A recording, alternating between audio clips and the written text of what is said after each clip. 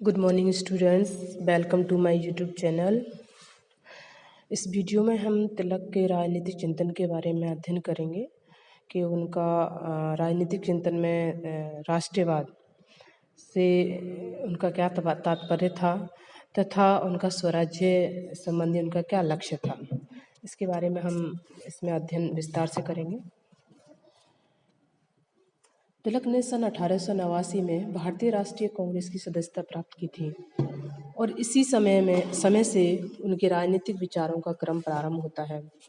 सन 1889 से 94 के वर्षों में तिलक वीर उदारवादी विचारधारा के समर्थक थे।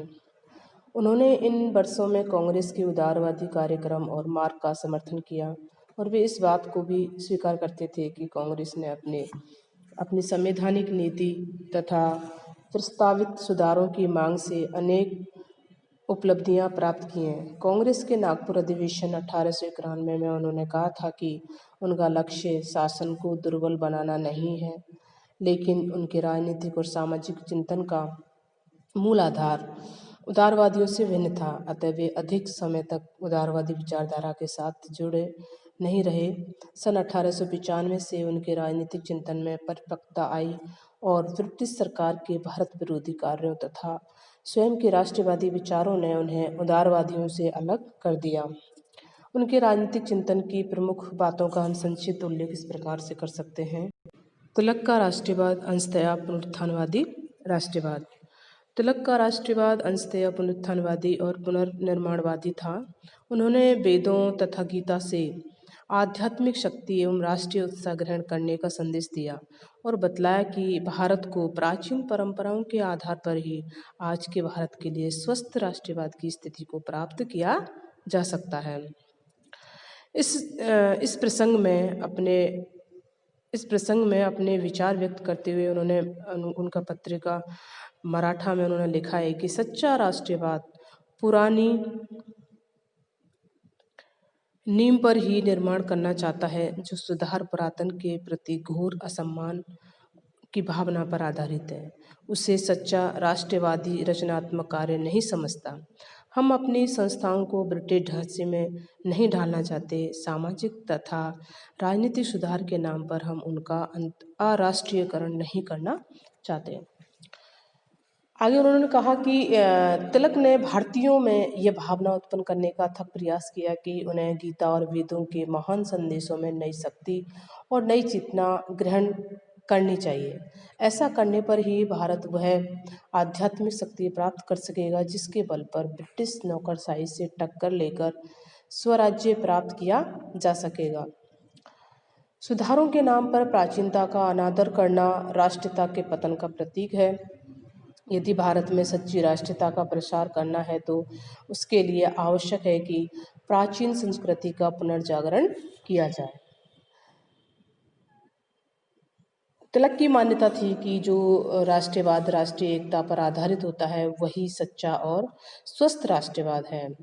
तिलक का मत था कि विभिन्न विचारधाराओं, जातीय भेदों, अस्वस्थ मतांतरों आदि के परिणाम स्वरूप देश में राष्ट्रीयता की भावना उस तीव्र गति से नहीं पनप पाती जिस तेजी से यह समान भाषा, समान धर्म और समान संस्कृति वाले देश में पनप सकती है।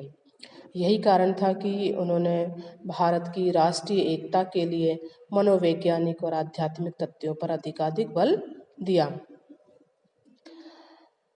ये तत्व भारत में प्राचीन काल से ही विद्वान थे और अब उन्हें पुनः जगाने और संगठित करने की ही आवश्यकता शेष थी। तिलक के प्रत्येक कार्य और प्रत्येक भाषण में एकता की भावना सर्वोपरि रहती थी, चाहे वह धार्मिक भाषण हो या राजनीतिक, सामाजिक या कोई अन्य भाषण हो। हिंदुओं में सामंजस्य और एकता की भावना उत्पन्न करने के उद्देश्य से तिलक ने राष्ट्रवाद के विकास में सार्वजनिक उत्सवों को महत्वपूर्ण माना।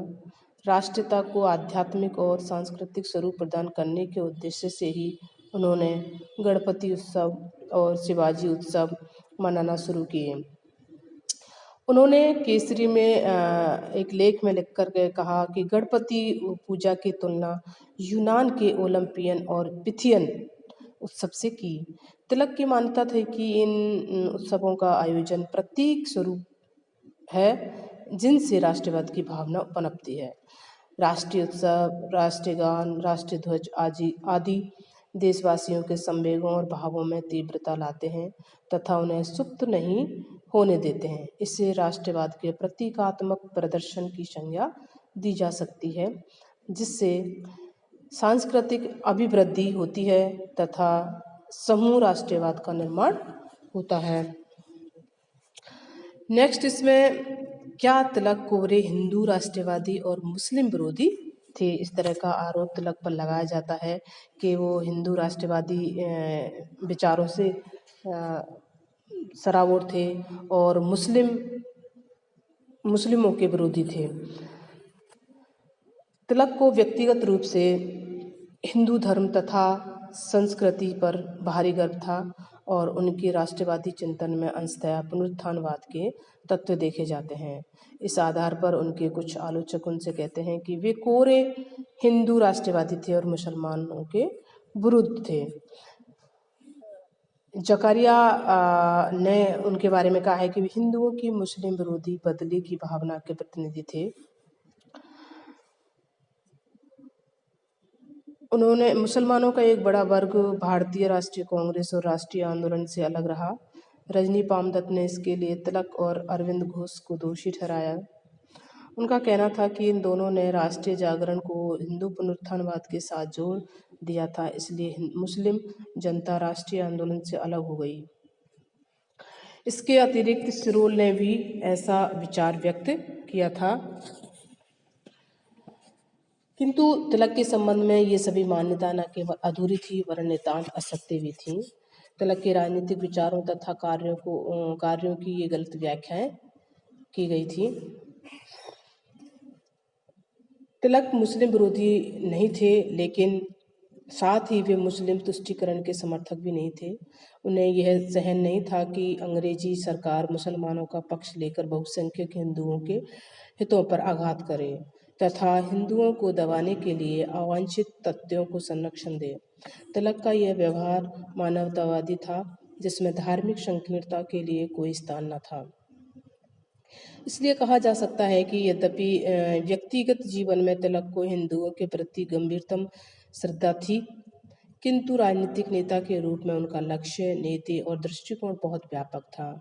उनके मन और मस्तिष्क में तो केवल विदेशी शासन के प्रति विरोध भावना थी।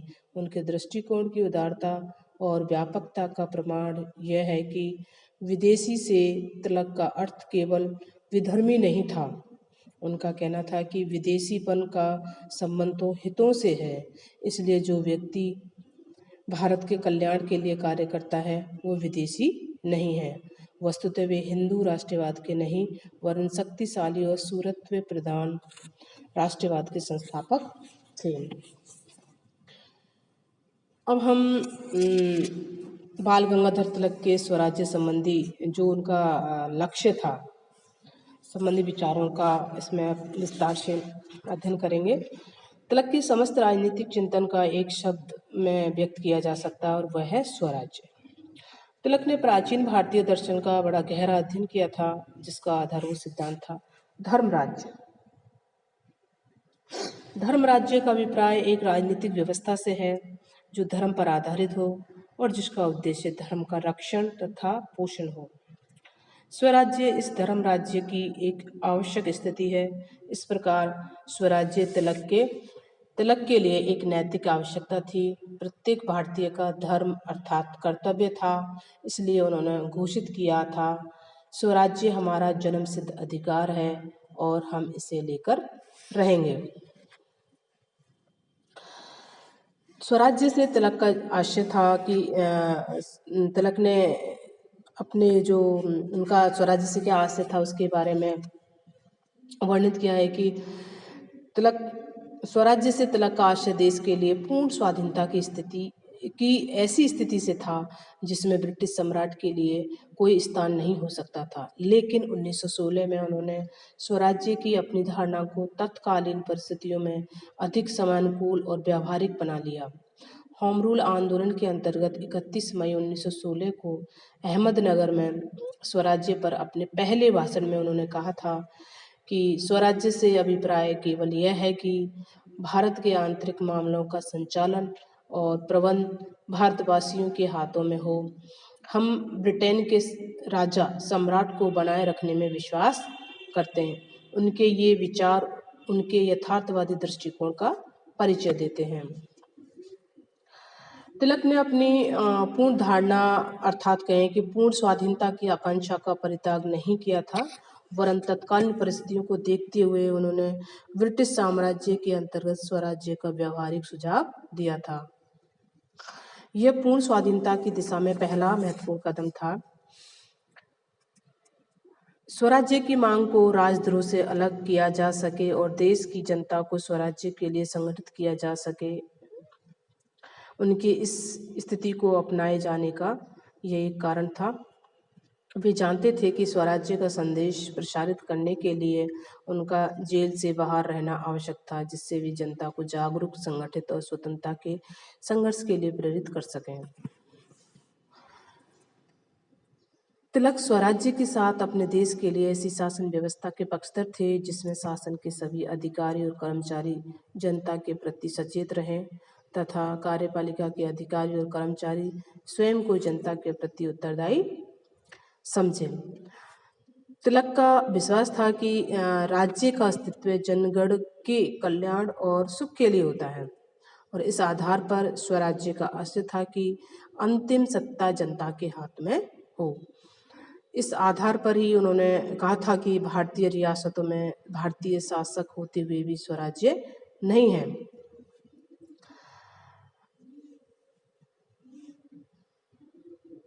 तिलक ने स्वराज्य को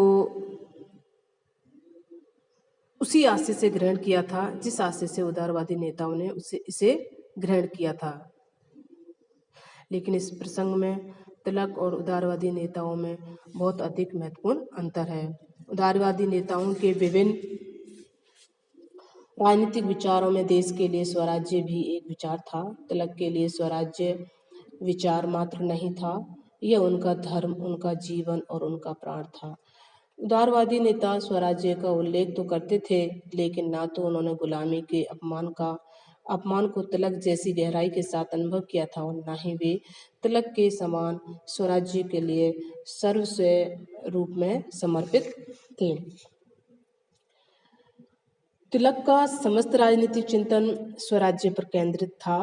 उनके अनुसार स्वराज्य समस्त सामाजिक व्यवस्था का आधार और राष्ट्रीय प्रगति का मूल तत्व है। उनका कहना था कि स्वराज्य के अभाव में कोई औद्योगिक प्रगति नहीं हो सकती है, कोई राष्ट्रीय शिक्षा नहीं हो सकती और कोई सामाजिक सुधार भी नहीं हो सकता। यदि एक बार राजनीतिक सत्ता जनता के हाथों में आ जाए तो यह अन्य उद्देश्यों को भी सुगमतापूर्वक पूरा कर सकती है।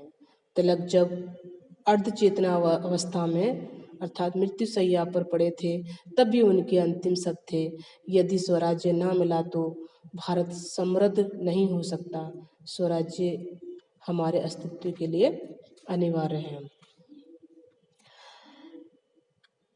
नेक्स्ट इसमें अंग्रेजों की न्यायप्रियता और उदारवादी विचारधारा में अविश्वास।